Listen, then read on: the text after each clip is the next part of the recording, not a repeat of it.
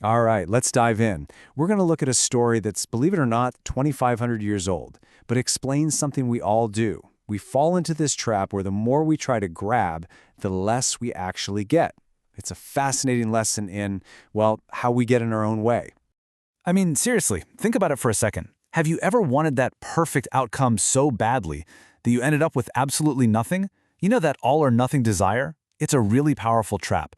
And honestly, it happens way more often than you'd think. Okay, picture this. You get a great job offer, right?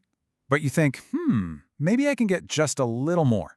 So you push for a bit more salary, a few extra vacation days, maybe a fancier title, and then poof, the offer is gone.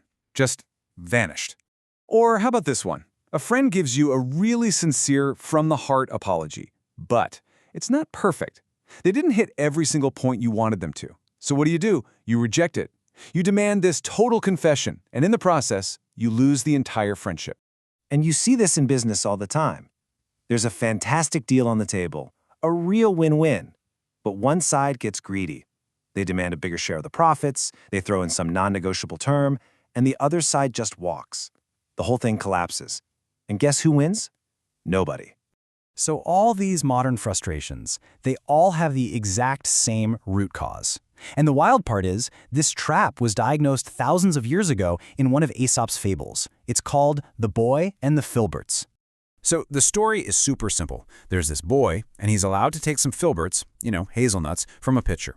He reaches his hand in and grabs this massive fistful, as much as he can possibly hold.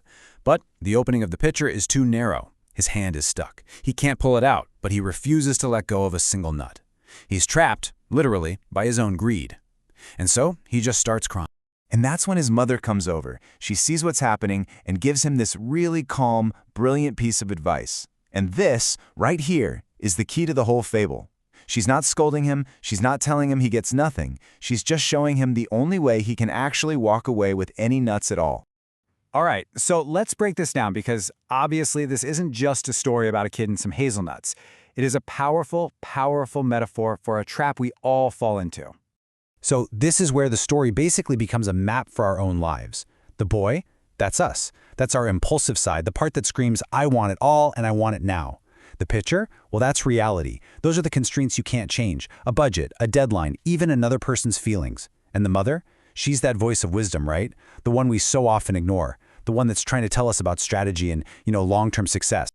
And here is the absolute kicker, the real insight. The boy isn't a victim of the pitcher. The pitcher is just an object. It's a neutral constraint. No, he's a victim of his own choice. By wanting everything, he's literally built a prison for himself, and in doing so, he guarantees he gets nothing. Okay, so let's bring this back to today. Let's see how this ancient dynamic plays out in our modern lives. Because you will see this everywhere. Personally, with friends, at work, it's the exact same mistake, just playing out in different arenas. Do you see the pattern here?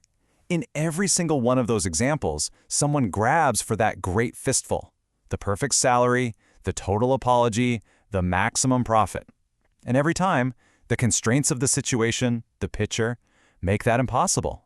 And the result is always the same. They lose it all. And these are the little mental errors that keep us stuck, that keep our hand in the pitcher. We totally ignore the real-world limits, that narrow neck. Our pride kicks in and tells us we deserve all of it, which makes it impossible to let go. And you know what the most frustrating part is? We end up getting angry and upset about a problem we literally created for ourselves. So the big question is, how do we get out of this trap? Well, the answer was right there in the mother's advice. We have to learn to embrace what you could call the wisdom of the open hand.